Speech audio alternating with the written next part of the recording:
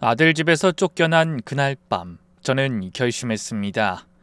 제 인생을 전부 걸어서라도 되갚아주겠다고 말이죠. 어떻게 애미가 돼서 자식한테 그런 마음을 먹일 수 있냐고요? 제 지난 사연을 들으신다면 차마 손가락질 못하실 거예요. 지금부터 찬찬히 풀어볼 테니 꼭 끝까지 들어주세요. 저는 지방에 있는 한 산골 마을에서 태어났어요. 부모님은 농사를 지으셨는데 땅 주인이 따로 있어서 그런가 아무리 열심히 일해도 손에 쥐는 건 별로 없으셨어요. 어릴 때 무언가를 한 번도 배불리 먹어본 기억이 없다면 뭐 말 다 했죠. 위로 언니만 셋이 있었는데 겨울이면 이불이 부족해 따닥따닥 붙어서 잠들었던 기억이 나네요. 그래도 부모님은 참 자상하셨어요. 특히 아버지가 막내딸인 저를 많이 예뻐해 주셨죠. 옥순아, 넌 언니들보다 똑똑하니까 공부 열심히 해라. 애비가 네 학비만큼은 어떻게든 마련해 줄 테니까. 공부 열심히 해서 뭐해. 책 읽는다고 밥이 나오는 것도 아니고 떡이 나오는 것도 아닌데. 그런 소리 말아라. 공부 잘해서 똑똑해지면 큰 인물 될 거고 그럼 밥도 떡도 다 알아서 나올 거야. 이 애빈 집이 가난해 학교를 제대로 못 다닌 게 아니다. 그러니 옥순이 네가 이 애비 목까지 열심히 공부하거라. 네가 우리 집에서 제일로 똑똑하니까 알았지? 칭찬은 고래도 춤추게 한다잖아요. 아버지가 그렇게 말씀하실 때마다 저는 아버지를 실망시키고 싶지 않아서 더 열심히 공부했어요. 덕분에 저는 저희 마을에선 유일하게 여자아이면서 고등학교까지 진학할 수 있었죠. 뭐 요즘에야 여자들이 대학도 가고 유학도 가는 세상이지만 그때만 해도 그렇진 않았거든요. 그런데 제가 17살 때 뜻밖의 비극이 벌어졌어요. 갑자기 아버지가 심장마비로 돌아가신 거예요. 논에서 일하시다가 갑자기 가슴을 움켜쥐고 쓰러지셨는데요. 같이 있던 이웃집 아저씨가 읍내 병원으로 급히 데려갔지만 이미 때를 놓친 뒤였죠. 아버지가 돌아가시고 나니 가뜩이나 어려웠던 집안의 가세는 완전히 기울어졌어요. 어머니 혼자서는 농산일을 감당하기 어려웠고 결국 땅 주인이 저일 버리고 다른 소작농을 들였거든요. 그쯤 언니들은 이미 나이가 차 시집을 가거나 서울로 일하러 떠난 상태였어요. 엄마와 단둘이 얼마나 막막하고 두려웠는지 몰라요. 어머니는 홀로 남겨진 저를 어떻게든 건사해보려 무진 애를 쓰셨어요. 낮엔 시장에서 산나물을 내다 파셨고요. 밤엔 이 집 저 집에서 얻어온 바느질거리로 쉴 새 없이 손을 놀리셨죠. 밤마다 고단한 얼굴로 바느질을 하던 어머니의 모습이 아직도 눈에 선해요. 그때마다 제 가슴은 찢어질 것처럼 아팠어요. 집에서 편하게 책 읽고 공부하는 게 그렇게 죄스러울 수가 없었네요. 견디다 못해 엄마에게 울면서 얘기도 해봤어요. 엄마, 나 학교 안 다닐래. 그냥 학교 그만두고 일할래. 안 돼, 옥순아. 네 아버지가 너 고등학교 보내려고 얼마나 고생했는데 졸업장은 꼭 따야지. 안 그럼 하늘에 있는 너희 아버지 울어. 하지만 엄마가 이렇게 고생하는데 괜찮다, 괜찮아. 엄만 우리 딸 위해서라면 뭐든 할 수 있어. 그렇게 저는 어머니의 사랑과 희생 덕분에 어찌저찌 공부를 이어나갈 수 있었는데요. 하지만 참 잔인하게도 이듬해 봄, 어머니마저 돌아가셨어요. 아버지가 돌아가신 뒤로 너무 무리하셨던 탓인지 몸이 많이 상하셨나 봐요. 감기를 한번 크게 앓더니만 그대로 들어 누우셨고요. 영영 일어나지 못하게 되셨죠. 어머니는 돌아가시기 전에 제 손을 잡고 그러셨어요. 옥순아, 엄마가 널 끝까지 책임 못 져서 미안하다. 어떻게든 너 고등학교까지 마치게 해주고 싶었는데 지금 그게 중요해? 다 나 때문이야. 내 학비 대느라 엄마가 이렇게 된 거라고. 오열하며 울부짖자 엄마가 고개를 저었어요. 아니야, 옥순아. 그렇게 생각하면 안 된다. 너희 아버지 그렇게 가고 나서 나도 콱 죽고 싶었는데 옥순이 너 때문에 여직 살았던 거야. 옥순아, 내 장례 치르면 희순이 따라서 서울로 올라가. 넌 야무지고 똑똑하니까 어디 가서든 잘 살 수 있을 거야. 그리고 어머니가 제 손을 꽉 잡으시더니 마지막 말씀을 하셨어요. 네 아버지처럼 착하게만 살아라. 남을 미워하지 말고 항상 감사한 마음으로 살아야 해. 그 말씀을 마지막으로 어머니는 눈을 감으셨네요. 장례를 치르고 나서 저는 완전히 혼자가 됐어요. 큰언니와 둘째 언니는 이미 결혼해 자기 가정을 꾸린 터라 저를 돌봐줄 형편이 안 됐고요. 엄마가 따라가라던 셋째 언니 역시 알고 보니 서울에 같이 사는 남자가 있었어요. 미안하다 옥순아. 나도 널 챙기고 싶은데 지금 사는 집 월세도 그 사람이 내고 있거든. 방도 한 칸이고. 아니야 언니 괜찮아. 나도 이제 다 컸는데 뭘. 내 살 길 내가 알아봐야지. 그래 젊을 때 고생은 사서도 한다잖아. 넌 뭘 하든 잘할 거야. 셋째 언니의 그 말에 애써 의연한 척 웃어 보였지만 사실은 정말 무서웠어요. 엄마가 남겨준 약간의 유산에 언니들이 십시일반 보태준 돈을 모아 작은 지하 셋방을 얻었는데요. 곰팡내가 나고 쥐와 바퀴벌레가 돌아다니는 그 골방보다 더 무서웠던 건 당장 내일 먹을 쌀이 없다는 거였어요. 이대로 굶어 죽을지도 모른다는 공포가 저를 떨게 만들었죠. 당장 다음 날부터 서울 이곳저곳을 돌아다니며 발품을 팔았어요. 그때만 해도 지금처럼 인터넷이 있는 것도 아니고 무턱대고 길거리를 헤매면서 일자리 있는 곳 없나요? 하고 물어봤죠. 하지만 하루 종일 돌아다녀도 시골에서 온 18살 처녀를 써줄 곳은 쉽게 찾아지지 않더라고요. 하지만 두드리면 결국엔 열린다고 하잖아요. 일자리를 찾아 발품을 판 지 2주쯤 됐을까요? 그날도 점심때가 다 지나도록 도통 수확이 없었는데요. 발이 부르트고 배도 고파서 오늘은 이쯤 하자 하고 포기하려던 참에 한 아주머니가 저를 불러 세우더라고요. 아가씨, 혹시 일자리 찾어? 그 말이 구원처럼 들렸어요. 저는 화색이 되어 고개를 끄덕였죠. 네, 맞아요. 저 몸도 튼튼하고요. 학교도 고등학교까지 다녔었어요. 뭐든 잘할 수 있어요. 뭐 중요한 건 일머리지. 일단 따라와봐. 좋은 집 하나 알고 있으니까. 그 아주머니는 아름아름 일자리를 주선해 소개비를 받는 사람이었고요. 제게 소개해주려는 일자리는 다름 아닌 으리으리한 부잣집 식모자리였어요. 이 집이 의사 선생님 댁이라서 대우도 좋고 월급도 괜찮어. 원래 일하던 식모가 갑자기 그만두는 바람에 급하게 사람 찾고 있는데 사실 사모님이 좀 까다로우셔서 여정 마음에 차는 사람을 못 구하고 있거든. 차라리 너처럼 어리고 경력은 없어도 순박한 애를 더 좋아하실까 싶어서 데려가 보는 거야. 그렇게 아주머니를 따라 그 집에 처음 발을 들였는데요. 그날의 기억이 아직도 생생해요. 입구부터가 제가 살던 집과는 차원이 달랐어요. 저희 집은 나무로 된 쌀이문이 전부였는데 그 집은 커다란 철문에 인터폰까지 달려 있었고요. 높다란 담벼락이 집 내부를 철저하게 보호하고 있었어요. 철문이 덜컥 열리고 마침내 그 집 안으로 들어갔을 땐 더욱더 놀랄 수밖에 없었는데요. 그도 그럴 게 드넓은 정원에는 나무와 꽃이 그림처럼 가꿔져 있었고요. 그 너머로 예쁜 2층 양옥집이 멋들어지게 세워져 있었어요. 시골에서만 살던 제겐 그야말로 꿈의 궁전 같았죠. 겉모습만큼이나 으리으리한 거실을 둘러보고 있을 때 주인집 사모님이 나오셨어요. 40대 초반쯤 되어 보였는데 무슨 텔레비전 드라마에 나오는 여배우 같더라고요. 우아하게 틀어올린 머리와 곱게 분칠한 얼굴, 차르르 윤이 흐르는 고급스러운 양장 원피스까지 저와는 아예 다른 인종 같았죠. 무심한 표정으로 저를 살펴보던 사모님이 입을 열었어요. 그래, 강원도에서 왔다고?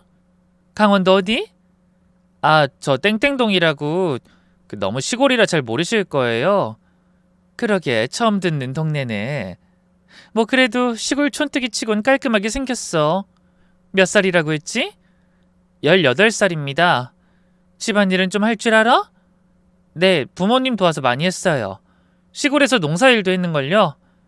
농사일이야 여기서 할 게 아니고 청소, 빨래, 요리 뭐 이런 거 할 줄 아냐고. 네, 다 할 수 있습니다. 사모님의 기세에 압도당했지만 내색하지 않고 큰 목소리로 대답했어요. 그만큼 간절했거든요. 다행히 사모님은 제가 마음에 든 눈치였어요. 그래, 그럼 한번 해보자. 일주일에 한 번씩 일한 만큼 주급을 줄 거고 숙식도 해결해 줄 거야. 그만큼 일이 힘들 테니까 각오하고. 네, 뭐든 잘할 수 있어요. 맡겨만 주세요. 그렇게 제 식모살이가 시작됐어요. 그 집엔 의사인 사장님과 가정주부인 사모님, 그리고 두 분의 아들인 대학생 도련님이 살고 있었는데요. 처음 일주일은 정말 힘들었어요. 세 식구 삼시세끼 밥을 차리고 치우는 것만도 큰일이었는데요. 2층 집 전체를 혼자 청소해야 했고 빨래도 손빨래로 해야 했거든요. 그래도 버틸 수 있었던 건 뜻밖의 찾아온 사랑 때문이었죠. 상대는 다름 아닌 그댁 도련님이었네요. 제가 그 집에서 일을 시작한 지 2달쯤 지났을까요? 도련님과 자꾸 마주치게 되더라고요.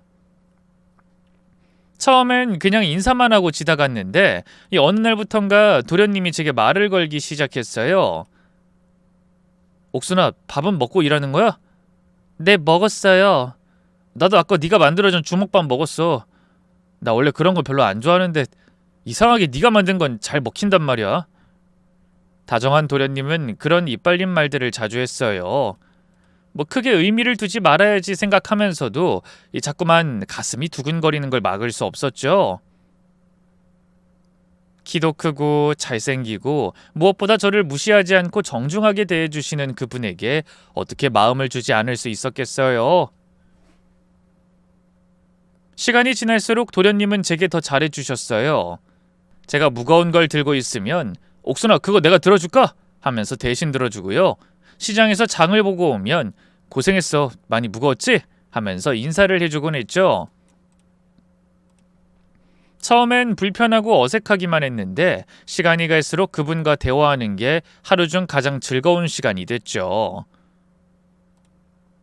어느 날은 제가 마당에서 빨래를 널고 있는데 도련님이 책을 들고 다가와서 묻더군요. 옥순아, 나 오늘 학교에서 문학 수업 들었는데 정말 재밌었어. 이게 주제 도서였는데 읽어본 적 있어? 아니요, 학교 다닐 때 많이 읽었는데 그만두고 나선 통 못 읽었어요. 그럼 이 책 한번 읽어볼래? 그리 어렵지 않으니까. 그 뜻밖의 제안에 깜짝 놀랐어요. 정말요? 하지만 제가 책을 더럽히면 어떡해요? 괜찮아, 더럽히면 또 사면 되지 뭐. 도련님이 빌려준 책은 다름 아닌 투르게네프의 첫사랑이었어요. 어찌나 재밌던지 밤을 새워가며 읽었더랬죠. 다음날 바로 도련님에게 책을 돌려주니 도련님이 깜짝 놀라더군요. 벌써 다 읽은 거야? 네, 너무 재밌어서 책장을 덮을 수가 없었어요. 그 말에 도련님이 웃음을 터뜨렸죠. 그리고는 기특하다는 듯 제 머리를 쓰다듬어 주더군요. 그 뒤로도 도련님은 제게 종종 책을 빌려주셨고요. 이런저런 책 얘기를 하면서 저희는 점점 가까워졌어요. 도련님 앞에서 저는 시골 촌뜨기도 식모도 아닌 한 사람의 김옥순이었죠. 결국 저희는 넘어선 안 될 선을 넘고 말았어요. 도련님이 친구들과 놀다 술에 잔뜩 취해 들어온 날 제 방문 앞을 한참 서성거리다 문을 두드렸고요. 저는 도련님을 제 방 안으로 들이고 말았죠. 충동적으로 함께 보낸 하룻밤이었지만 도련님도 저도 후회하지 않았어요. 옥순아, 조금만 기다려. 나 대학 졸업하고 어디든 취직하면 그때 결혼하자. 저는 그 약속을 철석같이 믿었어요. 어렸고 그렇기에 어리석었죠. 그땐 몰랐어요.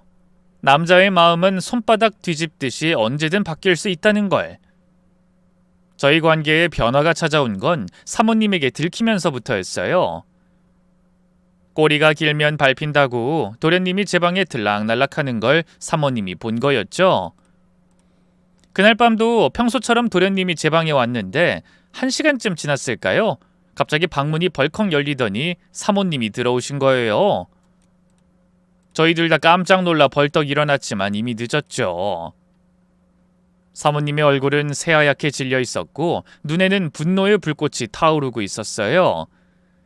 이게 뭐야, 너희 더러운 년아! 사모님이 악을 쓰며 저에게 달려들었어요. 찰싹 뺨을 갈기는 소리가 방 안에 울려 퍼졌죠. 감히 내 아들한테 니까짓 년이 주제도 모르고! 도련님이 급히 말렸어요. 어머니 잠깐만요. 이건 제가... 닥쳐! 이 년이 널 유혹한 게 뻔하잖아. 그날 밤 저는 사모님에게 손찌검과 함께 온갖 모욕을 당했어요. 시골에서 올라온 고아 촌년이 감히 의사 집안 아들한테 손을 대? 어머니 이러지 마세요. 넌 가만히 있어! 도련님은 계속 저를 감싸려 했지만 사모님의 분노 앞에선 어린애처럼 작아질 뿐이었어요. 그날 새벽 저는 제 짐도 챙기지 못한 채로 쫓겨나고 말았죠. 그것으로 끝이었어요.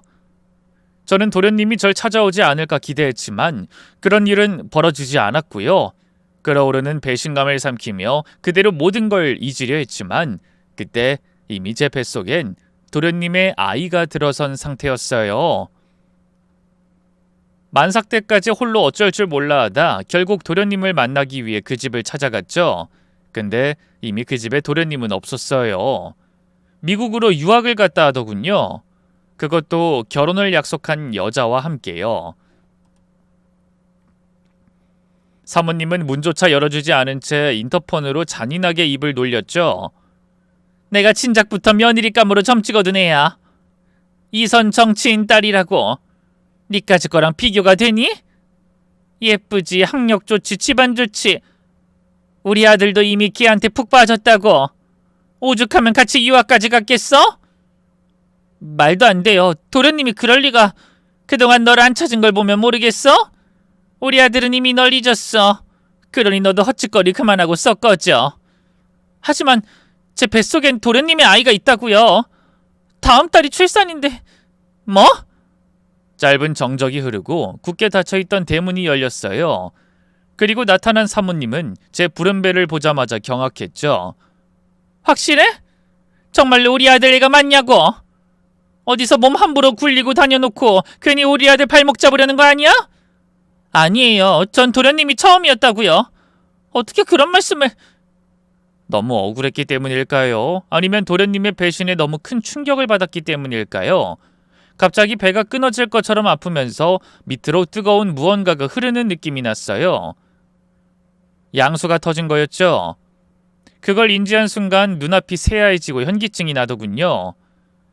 전 그대로 쓰러졌고요. 마지막 힘을 다해 사모님에게 도와달라고 외쳤어요. 눈을 떴을 땐 병원이었어요. 옆엔 사모님이 앉아 있었는데요. 눈 뜨자마자 아이부터 찾는 제게 입술을 깨물며 고개를 가로젓더군요.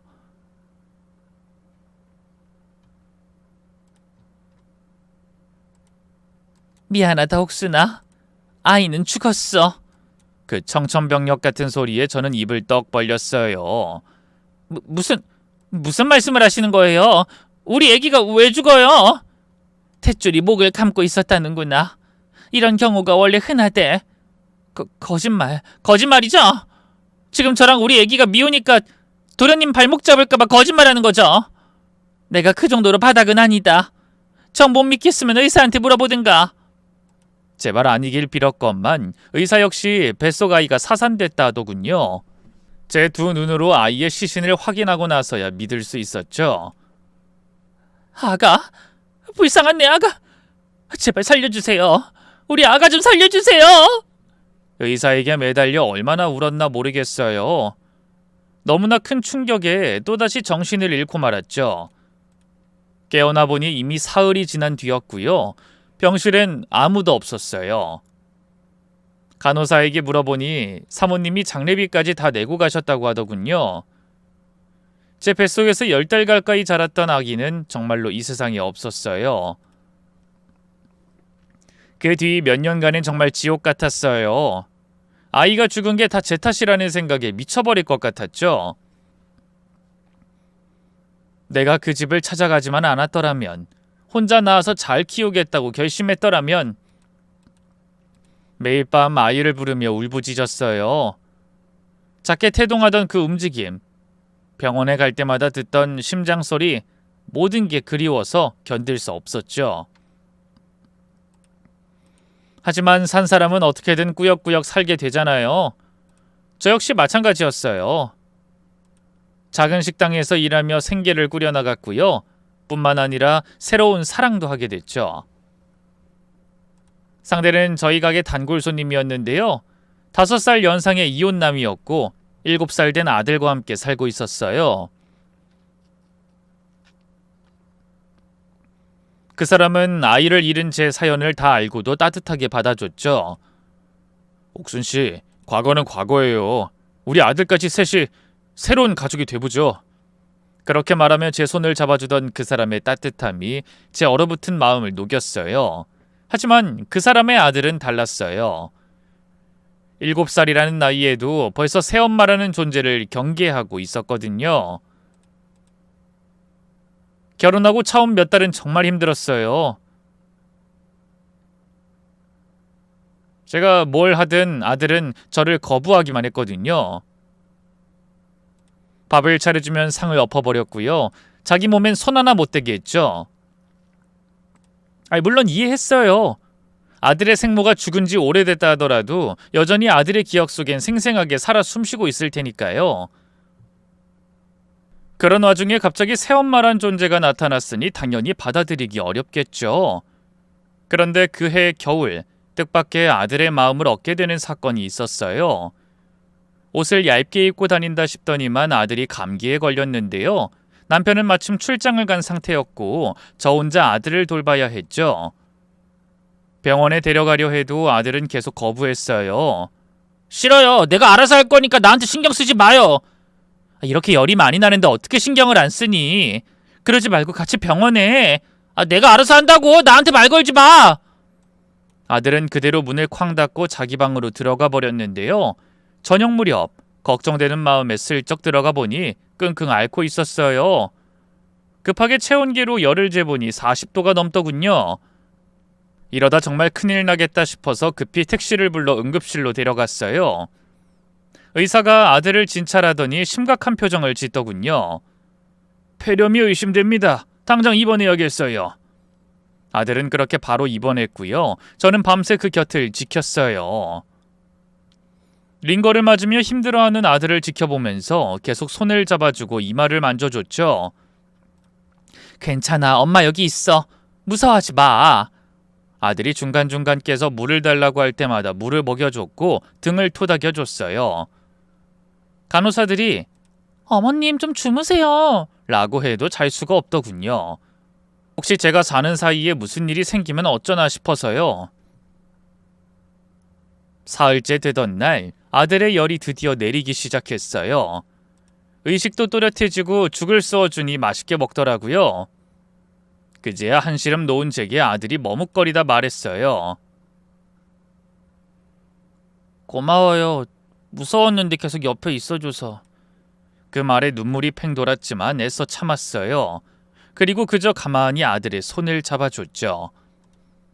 그때부터 아들은 저를 받아들이기 시작했어요. 더 이상 피하지도 않았고 제가 해주는 밥도 잘 먹었어요. 저 역시 죽은 아들을 가슴에 묻었기 때문일까요? 그런 아이가 너무나 사랑스러워 제 친자식처럼 싸고 돌았죠. 새 옷, 새 신발, 새 장난감. 갖고 싶다는 건 뭐든 제일 좋은 걸로 사다 줬어요. 정작 저는 남은 잠반이나 먹고 새 옷을 사긴커녕 속옷까지 기워 입었으면서 말이죠.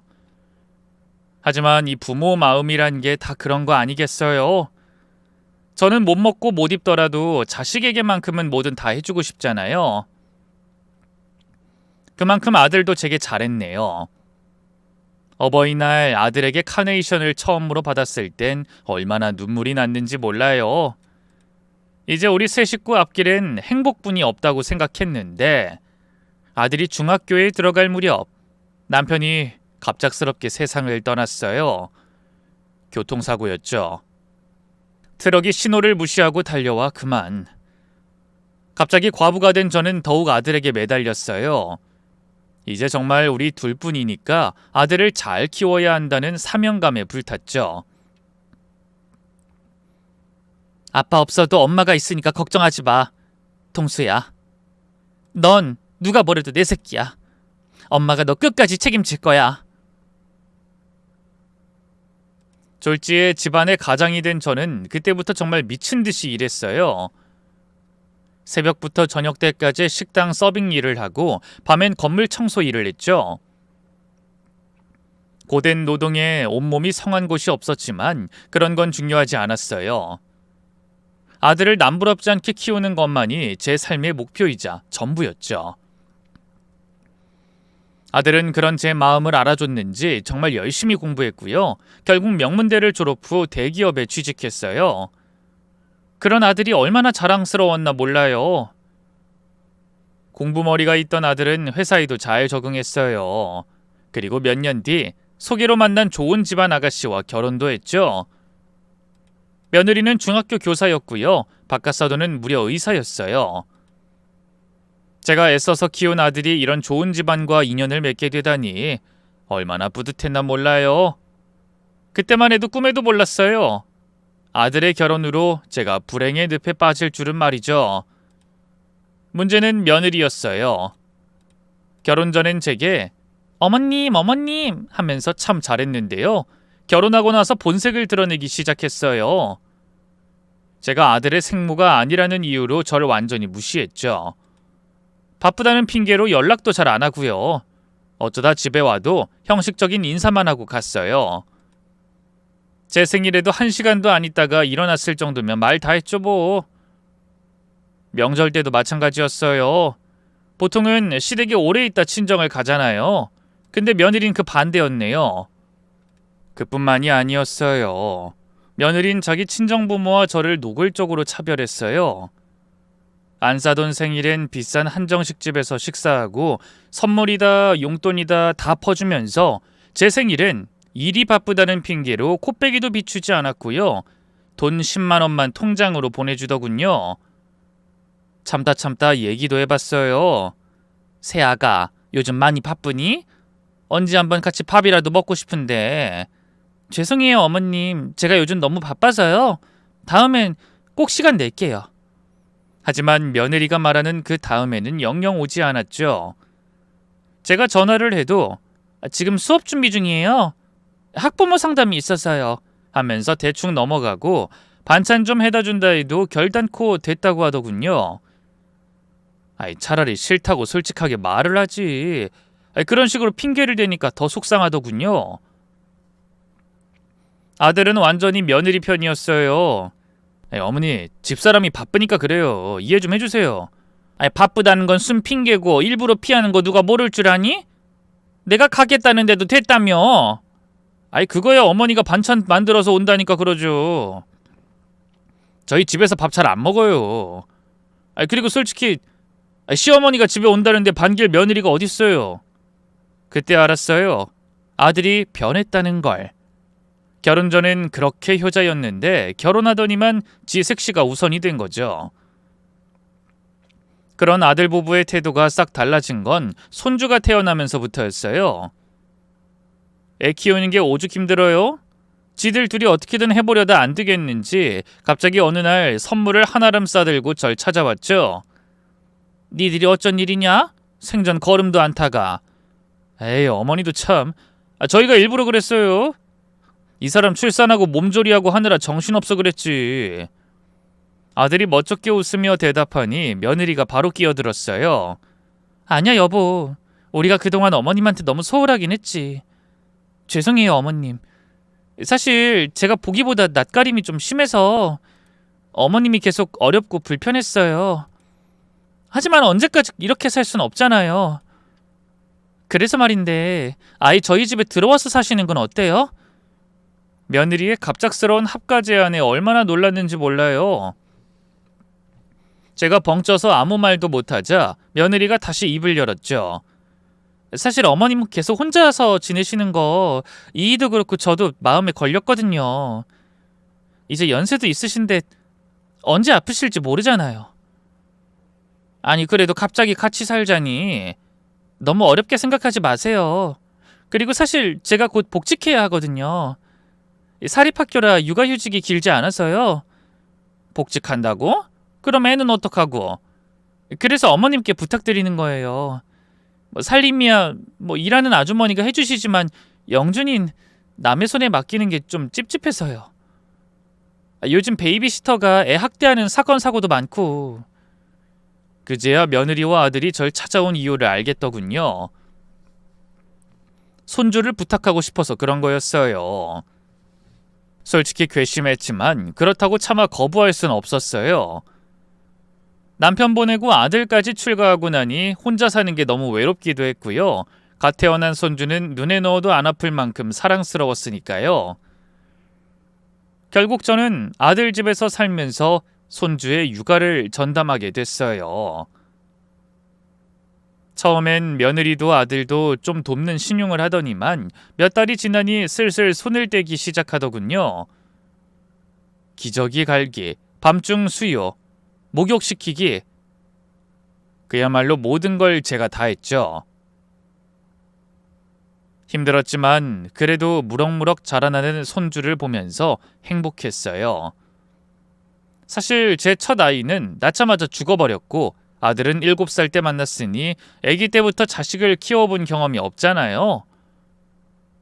젖먹이 어린 손주를 제 품에 안고 어르다 보면 마음속 저도 모르게 나있던 깊은 구멍이 빼곡하게 채워지는 기분이었죠. 하지만 손주가 점점 자랄수록 문제가 생기기 시작했어요. 며느리가 제 육아 방식에 태클을 걸기 시작한 거예요. 손주가 밥을 안 먹는다고 투정 부려서 제가 좀 엄하게 말하기라도 하면 며느리가 득달같이 달려왔어요. 영준아 괜찮아. 할머니가 몰라서 그래. 우리 영준이 먹기 싫으면 안 먹어도 돼. 그렇게 제 말을 뒤엎고는 뒤돌아 제게 눈살을 찌푸렸죠. 어머님, 요즘은 그렇게 하면 안 돼요. 아이 정서 발달에 좋지 않다고 하더라고요. 아니 하지만 편식은 어릴 때 확실히 잡아줘야. 글쎄 정서 발달에 안 좋다니까요. 며느리는 아예 대놓고 제 훈육 방식을 무시했어요. 부모는 자식의 거울이라고 언젠가부터 손주 녀석 역시 저를 무시하기 시작했죠. 제가 뭔가 가르치려 하면 엄마가 안 그래도 된다고 했어 하면서 대들기 시작했고요. 뭔가를 시키면 할머니가 뭔데 나한테 명령해 하면서 소리쳤죠. 그런 주제에 본인은 저한테 물 가져와라 과자 줘라 부려먹기 바빴네요. 자기 말을 듣지 않으면 할머니 왜 내 말 안 들어? 엄마한테 이른다 하고 이죽거리기 일쑤였고요. 제가 집에서 제일 서열이 아래라는 걸 본능적으로 아는 거였죠. 그뿐만이 아니었어요. 어느 날부턴가 손주가 저한테 이상한 말을 하기 시작한 거예요. 할머니 가짜야. 우리 아빠 진짜 엄마 아니니까 나한테도 진짜 할머니 아니야. 그러니까 말 들을 필요 없어. 가짜니까. 그 말을 들은 순간 온몸에 소름이 돋았어요. 겨우 5살짜리 아이 입에서 그런 말이 나오다니. 며느리가 뒤에서 뭔 소리를 했는지 뻔했죠. 너 대체 애한테 뭐라고 한 거니? 뭐라고 했길래 영준이가 나한테 가짜 할머니라는 소리를 해? 네? 갑자기 그게 무슨... 전 별말 안 했어요. 아무 말 안 했는데 영준이 혼자 날 가짜 할머니라고 한다고? 애가 그냥 뭘 모르고 하는 소리겠죠. 어린애가 하는 말을 뭘 그렇게 귀담아 들으세요. 참다 며느리에게 따져봤지만 며느린 딱 잡아댔어요. 아들 역시 제가 예민한 거라며 지 마누라 편만 들었죠. 애초에 기대도 하지 않았지만요. 그쯤 되니 저도 손주 육아고 뭐고 다 때려치고 싶었지만 그러자니 당장의 생계가 걱정이었어요. 제가 살던 집이야 그대로였지만 워낙 빈집으로 오래 둬서 손볼 곳이 많았고요. 무엇보다 일을 그만둔 지 너무 오래돼서 밥벌이 할 만한 마땅한 일자리가 없었죠. 황혼 육아로 경력이 단절된 늙은 여자를 누가 써주겠어요. 그래서 어찌저찌 참고 살았는데 손주가 6살이 되던 해 기어이 사달이 났어요. 당시 저는 거실에서 빨래를 개고 있었는데요. 손주가 장난감 자동차를 갖고 놀다가 갑자기 제 정강이를 발로 세게 찼어요. 너무 아파서 비명이 절로 나왔죠. 간신히 아픔을 꾹 참은 채 손주에게 물었어요. 영준아, 왜 할머니를 차니? 할머니가 자리 차지하고 있어서 짜증나. 비켜. 손주가 뻔뻔하게 대답하더군요. 미안하다는 기색도 없이 오히려 저한테 화를 내는데 이대로는 안 되겠다 싶더라고요. 그전까지 저는 손주를 크게 혼낸 적이 한 번도 없었거든요. 며느리가 조금만 싫은 소리를 하려고 해도 득달같이 달려와 그러지 말라고 했으니까요. 원래는 그런 며느리의 육아관을 존중하려 했는데요. 하지만 이렇게 마냥 오냐오냐 해선 아이를 망칠 것 같더라고요. 그래서 짐짓 엄한 표정으로 손주에게 말했어요. 영준아, 어른한테 그러면 안 된다. 할머니가 아프잖아. 그리고 때렸으면 미안하다고 사과를 해야지. 싫어. 할머니가 나빠. 가짜 할머니한테 사과 안 해. 손주는 이번에도 어김없이 크게 소리치며 반항했어요. 저도 질세라 아이의 팔을 딱 잡고 언성을 높였죠. 떼끼! 어디 할머니한테 그런 말을 해? 영준이 너 정말 이 할머니한테 혼나볼 테야? 그러자 손주가 갑자기 왕 울음을 터뜨렸어요. 때마침 퇴근하고 돌아온 며느리가 그 모습을 보고 달려왔죠. 뭐야? 영준이 너 왜 울어? 엄마, 할머니가 때렸어. 뭐? 며느리가 손주를 안곤 절 노려봤어요. 어머님 지금 뭐 하신 거예요? 진짜로 저희 영준이 때렸어요? 아니, 나 안 때렸어. 그냥 혼만 좀 내려고. 아니, 얘가 나를 발로 차지 뭐냐. 이런 버릇은 고쳐야. 고치긴 뭘 고쳐요? 어머님 친손주도 아닌데. 뭐? 그게 무슨 말이냐? 친손주가 아니라니.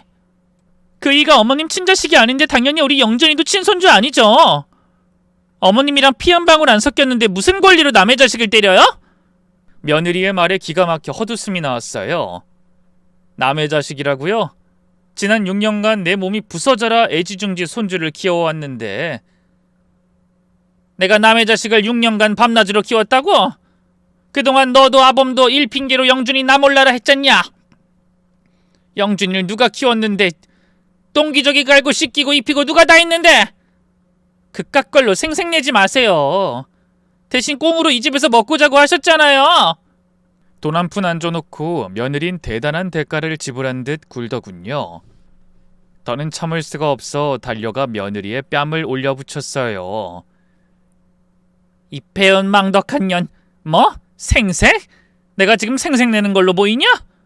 며느린 설마 뺨을 맞을 줄은 몰랐는지 벙쪄 있다가요. 이내 울그락불그락한 얼굴로 절 노려봤어요. 미쳤어요? 감히 날 때리다니. 마치 자기가 윗사람이라는 양 감이라는 말을 입에 올리는 며느리를 보고 깨달았어요. 며느리가 정말 저를 무시하고 있었다는 걸 말이죠. 모멸감에 며느리의 뺨을 한 대 더 올려붙이려 했는데요. 바로 그때 현관문이 열리면서 누군가 들어왔어요. 다름 아닌 아들이었죠. 며느린 아들을 보자마자 달려가 눈물바람을 했네요. 여보, 어머님이 방금 나 싸대기 때린 거 알아? 뭐? 어머니가?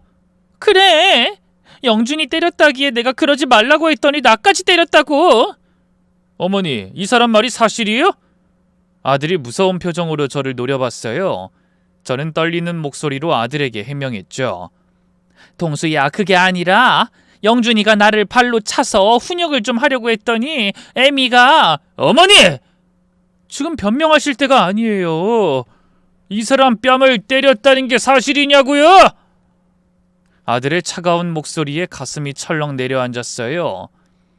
거진 30년간 애지중지 키운 아들이 지 마누라 편만 들고 저를 몰아세우는 모습에 더 이상 할 말이 없었죠. 그래, 때렸다. 하지만 그것도 다 이유가 뭐든 상관없어요. 어떻게 이 사람을 때릴 수가 있어요? 요즘 시대가 어떤 시대인데 시어머니라고 며느리한테 그렇게 막 나가도 돼요?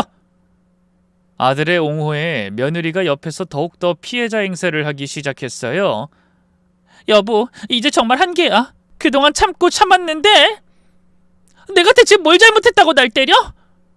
나 우리 엄마 아빠한테도 맞아본 적 없어. 그리고 난 그렇다 쳐. 어떻게 우리 영준이한테까지... 그 말에 아들이 길게 한숨을 내셨어요. 그리고 저를 향해 너무나 충격적인 말을 했죠. 어머니, 이런 식으로는 더 이상 같이 살 수 없을 것 같아요. 아들의 말에 순간 머리가 하얘졌어요. 통수야, 그게 무슨 말이니? 같이 살 수 없다니? 어머니, 솔직히 말씀드릴게요. 영준이도 이제 6살이고 곧 초등학교에 들어가요. 더 이상 어머니 손이 필요할 나이 아니라고요. 며느리가 거들었어요. 맞아요. 그리고 저도 불안해서 더는 영준이 어머님한테 못 맡기겠어요. 저 모르게 또 어딜 때릴 줄 알고요. 서로 더 감정 상하기 전에 여기서 정리하는 게 맞는 것 같아요. 그동안 고생 많으셨는데 이제 어머님도 편하게 지내세요. 편하게 지내라니. 그럼 나보고 어디로 가라는 거냐? 어머님 집 있잖아요. 내일부터 어머님 집에서 지내세요. 며느리의 잔혹한 통보에 온몸이 떨렸어요. 6년간 혼신을 다해 손주를 키워줬는데 이제 필요 없으니 나가라뇨? 통수야, 너도 그렇게 생각하니? 내가 여기서 나가야 한다고? 아들이 한참을 망설이더니 입을 열었어요. 어머니가 너무하셨어요. 영준이랑 집사람을 때리다니. 안 때렸다! 영준이는 안 때렸어! 근데 애미가 영준이 말만 듣고 나한테 뭐라고 했는 줄 아냐? 네가 내 친아들 아니니까 영준이도 남의 자식이나 다름없는데 왜 때리냐 너라. 그 말 듣고도 내가 참았어야 하냐? 그래? 제 피를 토하는 물음에 아들이 머뭇거리다 말했어요. 뭐 사실 이 사람 말이 틀린 건 없잖아요. 그 말에 기가 막혀 웃음이 나왔어요. 며느리 말이 틀린 게 없다고요? 내가 지난 30년간 자기를 어떻게 키웠는데. 그 순간 저는 아들에게 남아있던 일말의 애정마저 깨끗하게 정리했어요. 모든 게 포기가 되더군요. 아, 그래? 그렇단 말이지. 좋다, 나간다. 나가면 되잖아. 더는 매달리고 싶지 않았어요. 이미 마음이 돌아선 아들에게 무슨 말을 해봤자 소용없었죠. 전 그대로 방으로 들어가 짐을 꾸리기 시작했어요. 사실 가져갈 게 별로 없었죠. 옷가지 몇 벌이 전부였어요. 30분도 안 돼서 짐 정리가 끝났네요. 거실로 나왔을 땐 아들 부부는 손주와 함께 소파에 앉아 텔레비전을 보고 있었어요. 마치 아무 일도 없었다는 듯이 말이죠. 나 간다. 제 말에 며느리가 차갑게 말했어요. 네, 그러세요. 조심히 가세요. 안 바래다 드려도 되죠? 바라지도 않는다. 며느리와 제 대화를 들으면서도 아들은 못 들은 척 침묵만 지켰어요. 그런 아들이 새삼 괘씸하더군요. 그때 잠자코 있던 손주가 입을 열었어요. 할머니 어디가? 제가 뭐라 대답하기도 전에 며느리가 재빨리 끼어들었어요. 영준아, 할머니는 이제 우리 집에 안 사셔. 할머니 집으로 가시는 거야.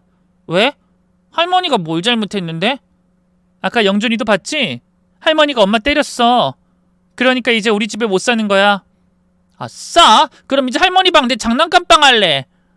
그 부모의 그 자식이라고 어린 손주 역시 배은망덕하긴 마찬가지였어요. 전 그렇게 밤 11시에 아들 집을 나왔어요. 한겨울 찬바람이 온몸을 파고들었지만 그보단 마음의 추위가 더 매서웠죠. 택시를 잡으려 했지만 이 늦은 시간에 택시는 쉽게 잡히지 않았어요. 한참을 기다려도 빈 택시는 보이지 않았고 결국 걸어서 집까지 가기로 했죠. 아들 집에서 저희 집까지는 약 20km 정도 떨어져 있었으니 사실 무모한 행동이었어요. 하지만 달리 방법이 없었네요.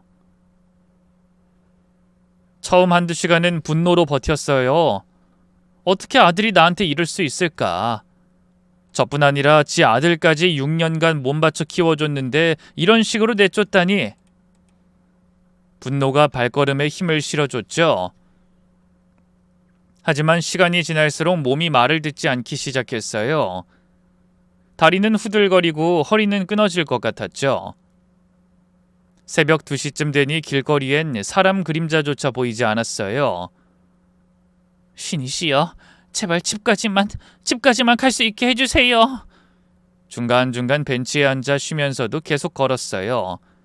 주머니에 있던 사탕 몇 개로 허기를 달래면서 말이죠. 해가 떠오를 무렵 드디어 제 집 골목이 보였어요. 하지만 그때 갑자기 다리에 힘이 풀리면서 그 자리에 주저앉고 말았어요. 온몸이 떨리고 눈앞이 캄캄해졌죠. 거의 기다시피 해서 집 앞까지 갔어요. 열쇠를 꺼내는 것조차 힘들었지만 어떻게든 문을 열고 집 안으로 들어갔죠.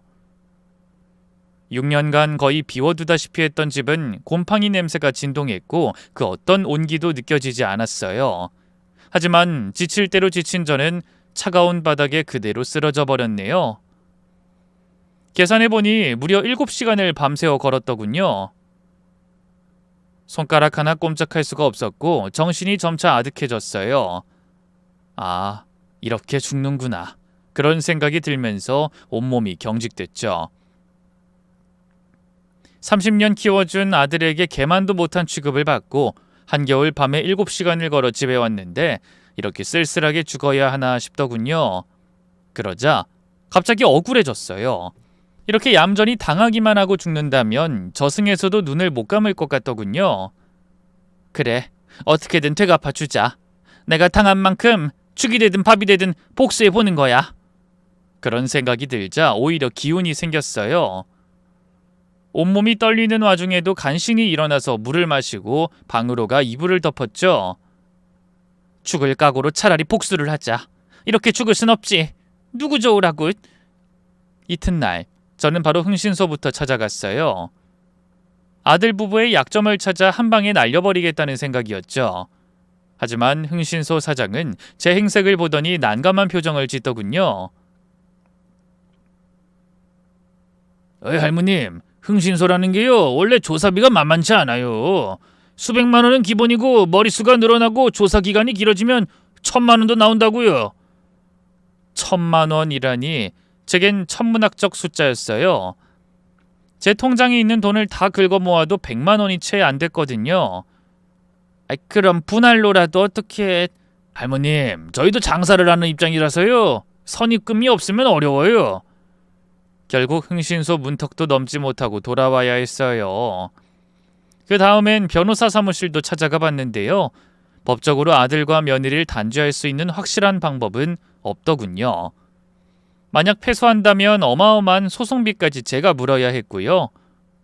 결국 저는 그곳에서도 쓸쓸히 돌아 나올 수밖에 없었죠. 얼마나 절망스러웠는지 몰라요. 내가 할 수 있는 건 아무것도 없구나 싶어서 말이죠. 그때만 해도 꿈에도 몰랐어요. 제가 인생 역전의 기회가 생길 줄은 말이죠. 어느 날 아침 모르는 번호로 전화가 왔어요. 김옥순 어르신이세요? 네, 맞는데요. 누구세요? 땡땡보육원에서 연락드렸어요. 사실 저희가 가족찾기 프로젝트를 진행하고 있는데요. 어릴 때 저희 보육원에서 지내던 분 중에 어르신을 찾고 계신 분이 있어서 연락드렸어요. 저를 찾는다고요? 누가요? 미국에 사시는 한국계 미국인 분인데요. 어르신이 본인의 친어머니라고 하시네요. 그 순간 머리가 하얘졌어요. 네? 그게 무슨... 전 자식이 없어요. 아니, 낳은 적은 있는데 태어나자마자 죽었는데? 그 부분은 만나서 설명을 들으셔야 할 것 같아요. 아, 잠시만요. 지금 옆에 계신데 직접 통화하고 싶다네요. 괜찮을까요? 제가 뭐라고 하기도 전에 한 남자의 목소리가 제 귀에 닿았어요. 서툰 한국말로 제게 너무나 충격적인 이야기를 전하더군요. 어머니 맞아요. 내가 죽은 그 애예요. 근데 나 안 죽었어요. 어머니 속은 거예요, 할머니한테. 나 보육원 기록에서 할머니 봤어요. 그래서 찾았어요. 그 말에 정신이 멍해졌어요. 남자가 말하는 할머니가 누군지 알 것 같았거든요. 다름 아닌 제가 식모살이하던 그 집의 사모님이었죠. 그 남자를 만나겠다고 하고 전화를 끊었지만 밤새 잠을 이룰 수 없었어요. 사모님이 의도적으로 내게 그런 끔찍한 거짓말을 한 거라면 용서할 수 없을 것 같았거든요. 결국 저는 뜬 눈으로 밤을 지새운 뒤 다음날 날이 밝자마자 사모님의 집으로 찾아갔어요. 수십 년 만에 찾아간 그 동네는 완전히 바뀌어 있었어요. 예전에 그 으리으리했던 집은 없어지고 대신 작은 상가 건물이 들어서 있었죠. 옆집에 가서 물어보니 사모님 내외는 10년 전에 이미 이사를 갔다고 하더군요. 그런데 그게 끝이 아니었어요. 그 집 아들이 사업 실패해서 완전히 망했어요. 의사였던 그 집 사장도 몇 년 전에 죽었고 사모가 지금 남의 집에서 가정부 일하고 있다던데. 저는 수소문 끝에 사모님이 일하는 집 주소를 알아냈어요. 그리고 그곳으로 찾아갔죠. 수십 년 만에 만난 사모님은 완전히 다른 사람이 되어 있었어요. 예전에 그 고상하고 우아했던 모습은 온데간데 없고 초라한 앞치마를 두른 채 남의 집 청소를 하고 있더군요. 처음엔 저를 못 알아보는 것 같았어요. 하지만 제가 김옥순이라고 말하자 사모님의 얼굴이 새하얗게 질렸어요. 옥순이? 설마 너 그때 그 옥순이야? 네, 맞아요. 제 대답에 사모님이 휘청거리며 뒤로 물러섰어요. 너 갑자기 여긴 왜 왔어? 사모님, 그때 제 아이 말이에요. 정말로 죽은 게 맞나요? 뭐? 갑자기 그게 무슨... 땡땡 보육원에서 연락이 왔어요. 그 애가, 내 아들이 사모님을 찾아왔었어요? 그 질문에 사모님이 그 자리에 주저앉았어요. 그리고는 두 손으로 얼굴을 가리고 흐느끼기 시작했죠. 미안해. 정말 미안하다. 내가 죽을 죄를 지었어. 사모님, 그때 도대체 무슨 일이 있었던 거예요? 정말로 저를 속인 거예요? 사모님이 떨리는 목소리로 말하기 시작했어요. 그때 네가 정신을 잃고 난 후에 아기는 멀쩡하게 태어났어. 건강한 사내 아이였지. 하지만 내가 의사를 매수해서 널 속였다. 그 말에 머리가 띵해졌어요. 대체 왜 그런 짓을... 당연한 거 아니냐? 네가 나중에 아이 데리고 찾아와서 책임져라, 유산 내놔라 할까봐, 우리 아들 인생 망칠까봐. 사모님의 고백에 분노가 치밀어 올랐어요. 그래서 멀쩡한 애를 죽었다고 거짓말하신 거예요? 미안하다. 그땐 내가 미쳤었나봐. 남의 자식을 그렇게 함부로... 그럼 우리 아이는 어디로 보내신 거예요? 땡땡 보육원에 보낸 게 맞아요? 그래, 땡땡 보육원에 거기에 맡겼어. 그리고 거기서 미국으로 입양을 보냈다고 들었는데 얼마 전에 그 아이가 찾아왔다. 자기 생모를 찾고 싶다고. 한국을 계속 들락날락한 모양이더구나. 그러다 보육원 서류를 보고 기어이 나까지 찾아냈고. 그제야 모든 게 확실해졌어요. 제게 전화를 걸어왔던 그 남자는 정말로 제 아들이 맞았던 거예요. 감격의 기쁨도 잠시. 눈앞에 사모님이, 아니 그 늙은 여자가 못 견디게 증오스러워졌어요. 당신이 그러고도 사람이야? 어떻게 그런 거짓말을 해? 난 그것도 모르고 수십 년을 내 아들이 죽었다고 생각하고... 그러자 사모가 왈칵 눈물을 쏟아냈어요. 미안하다. 그치만 이미 나도 충분히 벌받았지 않니? 남편도 진작에 먼저 떠났고 우리 아들도 사업 망해서 빚더미에 올라앉더니 술만 먹고 결국 작년에 간암으로 죽고 말았어. 하루하루 사는 게 지옥이다. 아들의 생부, 한때 너무 사랑했던 그 남자가 이미 죽었다니. 하지만 충격도 잠시. 조소가 절로 새어나오더군요. 그러게요. 그 인간도 당신도 벌 받았네요. 제 말에 사모는 아무 말도 못하고 입술만 짓씹었어요. 앞으로는 하늘이 내린 그 벌 받으며 사세요. 평생 지옥 속에서 살라고요. 혼자 외롭게 남의 집 식모살인하면서. 제가 저주한 채 돌아설 때까지 시모는 끝까지 고개를 들지 못했어요. 그렇게 거만하던 사람이 이제는 완전히 쪼그라들어 있었죠. 그곳을 나와서 바로 보육원으로 향했어요. 이제 정말로 확신할 수 있었어요. 절 찾고 있는 그 사람이 정말로 제 아들이라는 것을요. 보육원 상담실에 들어서니 제 아들이 절 기다리고 있었어요. 보자마자 단박에 알겠더군요. 내 아들이라는 걸. 아들 역시 절 보자마자 벌떡 일어났어요. 어머니. 아들의 눈에서 눈물이 흘러내리고 있었어요. 저 역시 가슴이 벅차올랐죠. 정말로 우리 아가야? 네, 어머니, 저예요. 어머니, 당신이 정말 그리웠어요. 날 낳아주신 분을 정말로 만나고 싶었어요. 나랑 똑같이 생겼네요. 꿈만 같았어요. 죽은 줄로만 알았던 아들이 제 앞에 있었어요. 저도 모르게 눈물이 쏟아졌죠. 우리 아가! 우리 아가! 어머니 보고 싶었어요. 더 빨리 만나고 싶었는데. 지금이라도 만난 게 어디야? 엄만 네가 이렇게 살아있다는 것만으로도 충분해. 그렇게 저는 아들과 감격의 해우를 했고요. 근 한 달을 거의 매일같이 만나면서 서로의 삶을 공유했어요. 아들은 미국에서 IT 쪽 일을 하는 꽤 잘나가는 사업가였어요. 이미 결혼해서 자식도 있다 하더군요. 그리고 아들 역시 그간의 제 과거를 다 알게 됐죠. 어머니, 이번에 한국에 진출하려고 지점을 설립했어요. 제가 이제 어머니를 모시고 살 거예요. 아니야, 너도 네 생활이 있을 텐데. 어머니, 그동안 못다한 효도하고 싶어요. 근데 어머니가 그동안 어떻게 지내셨는지 자세히 얘기해 주세요. 저는 망설이다 그동안 있었던 이야기를 모두 털어놨어요.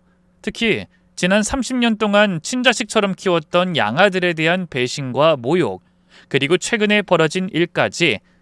아들은 제 이야기를 듣더니 얼굴이 점점 굳어졌어요. 어머니, 그런 인간들을 어떻게 용서할 수 있어요? 며느린 그렇다고 쳐도 아들은 그렇게 배신하면 안 되죠. 그러게나 말이다. 그래서 나도 나름 복수하려고 이리저리 알아봤는데 쉽지 않더라. 걱정 마세요. 제가 모든 걸 해결해 드릴게요. 그때부터 제 인생이 완전히 바뀌기 시작했어요. 아들은 제게 고급 아파트를 얻어줬고요. 전용 운전기사와 가정부까지 붙여줬어요. 수십 년간 고생만 하던 저로선 꿈같은 생활이었죠. 이후 아들은 복수를 위한 큰 그림을 그리기 시작했어요. 어머니, 이제 그 사람들한테 복수를 시작할 거예요. 어머니가 당하신 만큼 똑같이 갚아줄 거예요. 너까지 나설 필요는... 난 이제 됐다. 널 만났으니 이제 다른 건 아무것도 필요 없어. 어머니, 착하신 건 좋지만 악한 사람들에겐 그에 맞는 벌이 있어야 해요. 어머니를 그렇게 괴롭힌 놈들을 절대 가만 안 둘 거예요. 아들의 눈에서 차가운 기운이 느껴졌어요. 미국에서 성공한 사업가답게 복수를 위한 치밀한 계획을 세우고 있는 것 같았죠. 그리고 며칠 뒤 그 계획이 실행에 옮겨지기 시작했어요. 우선 아들은 며느리로부터 표적으로 삼았어요. 어머니, 우선 며느리부터 손봐드릴게요. 제가 조사해보니 그 여자 교사면서 불법 과외를 하고 있더라고요.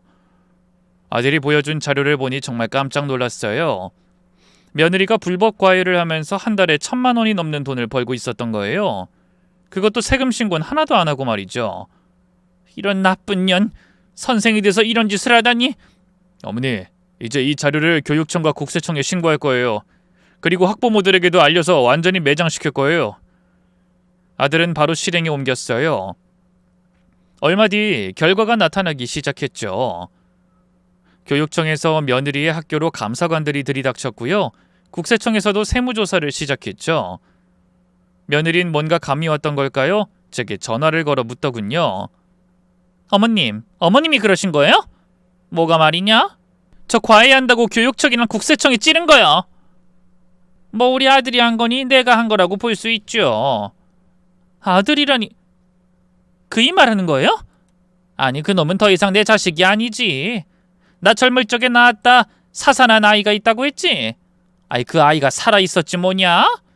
며느리는 놀라던 것도 잠시 다급하게 말했어요.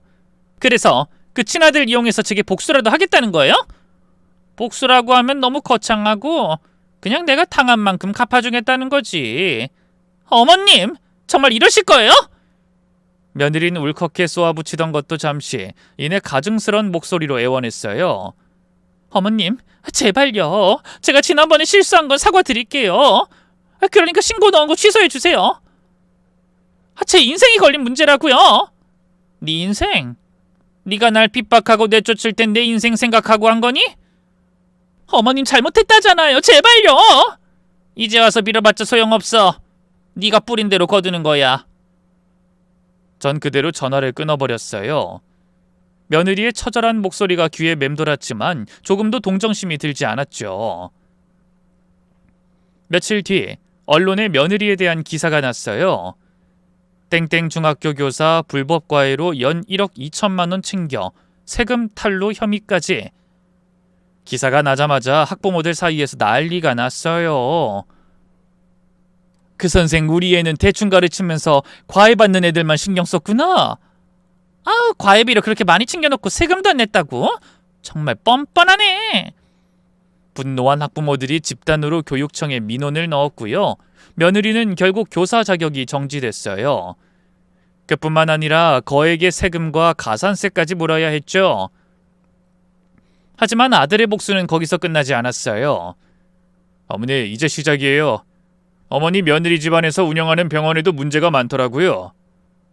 아들이 조사한 바에 따르면 바깥사돈이 운영하는 병원에서 허위 진료비 청구와 의료보험 부정 수급 등을 하고 있었어요.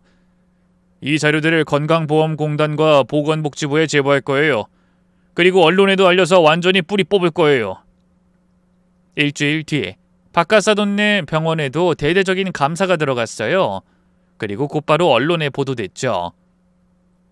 그렇게 사돈네 병원은 완전히 망해버렸네요.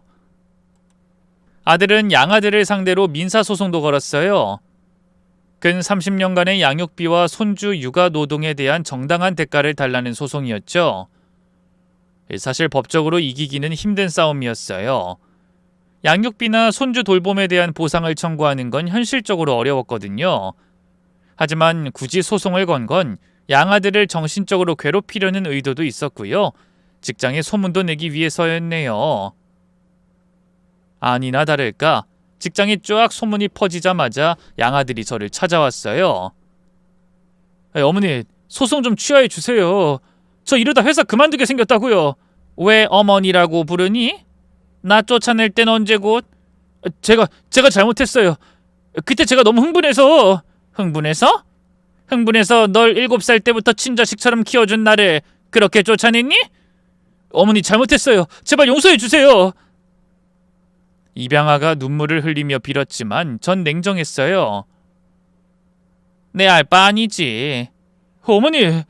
어머니 소리 하지 마. 넌 이제 나랑 남남이야. 법정에서 보자. 그 뒤로 몇 달간 지리한 법정 다툼이 이어졌어요.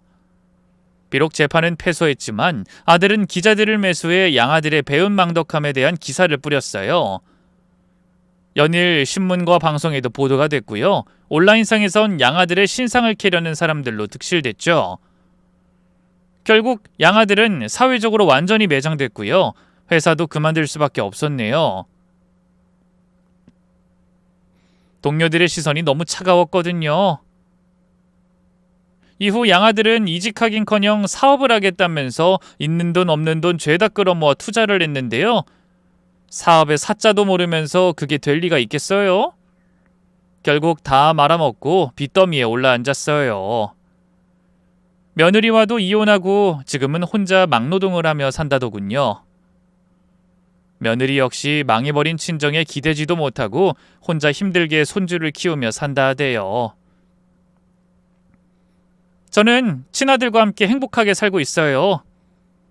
아들은 저를 위해 계속 한국에 머무는 걸 택했고요.